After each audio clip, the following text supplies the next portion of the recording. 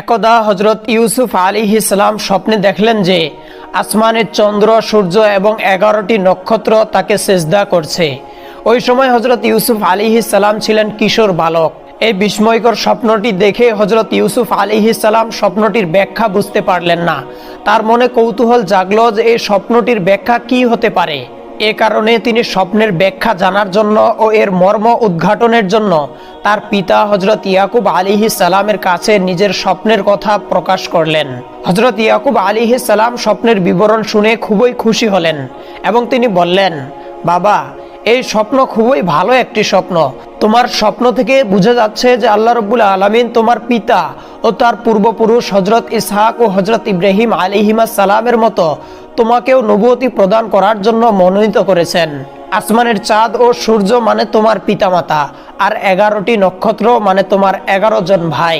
আর সেজদা করার অর্থ হলো আনুগত্য করা, অর্থাৎ তুমি একদিন বাদশাহী লাভ করবে, আর তখন তোমার পিতামাতা ও তোমার 11 জন ভাই তোমার অনুগত ও বাধ্য হয়ে সম্মান প্রদর্শনার্থে তোমাকে সেজদা করবে। হযরত ইউসুফ আলাইহিস সালাম পিতার মুখে স্বপ্নের এই ব্যাখ্যা শুনে যার পরনাই খুশি হলেন এবং আল্লাহ রাব্বুল আলামিনের দরবারে অশেষ শুকরিয়া আদায় করলেন।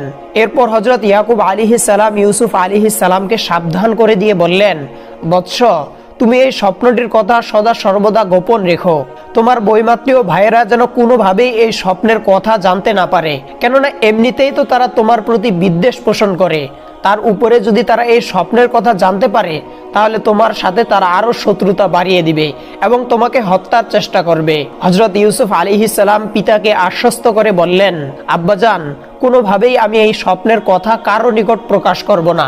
কেউ আমার এই স্বপ্নের কথা জানতে পারবে না ইনশাআল্লাহ।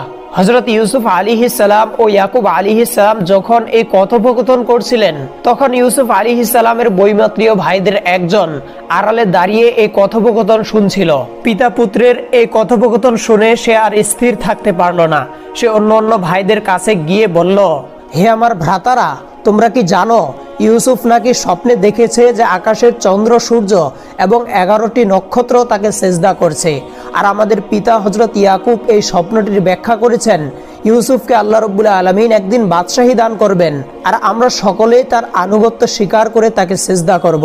ইউসুফ আলাইহিস সালামের বৈমাত্রীয় ভাইরা এই খবর শুনে তেলে বেগুনে জ্বলে উঠল, কারণ তারা ইতিপূর্বেই দেখেছিল যে হযরত ইয়াকুব আলাইহিস সালাম ইউসুফকে অত্যধিক স্নেহ যত্ন করেন এবং সর্বদাই তার প্রশংসা করেন, আর এটা তাদের সহ্য হতো না।